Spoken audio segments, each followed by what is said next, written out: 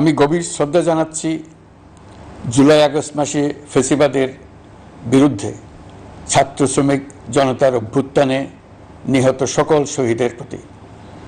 আমি আরও স্মরণ করছি তাদের যারা ফ্যাসিবাদী শক্তির প্রাণঘাতী অস্ত্রের সামনে হিমালয়ের মতো দাঁড়িয়ে অন্যায়ের প্রতিবাদ করে মৃত্যুকে আলিঙ্গন করেছে, আহত হয়েছে, পঙ্গুত্ব বরণ করেছে, হারিয়েছে তাদের চোখের দৃষ্টি।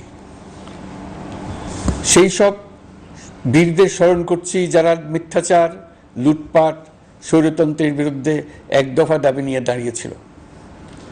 কৃতজ্ঞতা চিত্তে স্মরণ করছি আপনাদের ভাই বোনদের, আপনাদের সন্তানদের যারা এই বিপ্লবে অংশগ্রহণ করেছিল। প্রিয় দেশবাসী, আমি আগেও জানিয়েছি, আবারও জানাচ্ছি, গণ অভ্যুত্থানে সকল শহীদের পরিবারকে পুনর্বাসন করা হবে।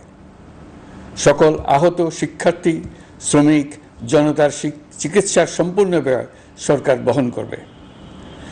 আহতদের দীর্ঘমেয়াদী এবং ব্যয়বহুল চিকিৎসা এবং শহীদদের পরিবারের দেখাশোনার জন্য স্বাস্থ্য মন্ত্রণালয়ের নেতৃত্বে একটি পূর্ণাঙ্গ তালিকা প্রস্তুত করা হয়েছে।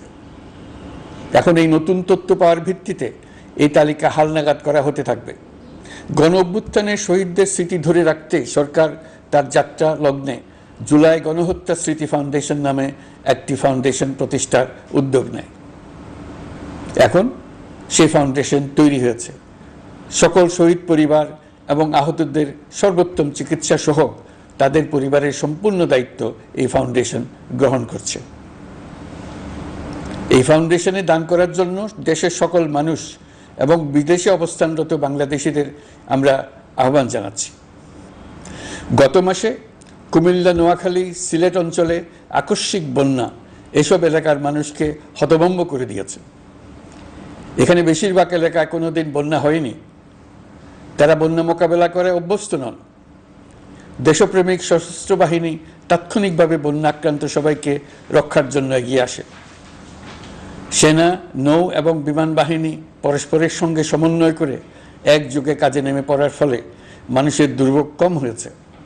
এর পরপরই এনজিও এবং সাধারণ মানুষ দেশের সকল অঞ্চল থেকে দলে দলে এগিয়ে এসছে। আমি বিশেষ করে দেশপ্রেমিক সেনাবাহিনীকে আবারও ধন্যবাদ জানাচ্ছি। দেশের সকল দুর্যোগকালে তারা সবসময় আন্তরিকভাবে এগিয়ে এসছে। বিশেষ করে বন্যা ও শান্তি শৃঙ্খলা রক্ষার কাজে তাদের সৈনিক এবং অফিসাররা দিনের পর দিন যেভাবে দায়িত্ব পালন করেছে তার কোনো তুলনা হয় না। জনজীবনে স্বস্তি ও আত্মবিশ্বাস প্রতিষ্ঠায় তাদের ভূমিকা অনন্য। বাংলাদেশ সশস্ত্র বাহিনীর সকল সদস্যকে আমি ধন্যবাদ জানাই।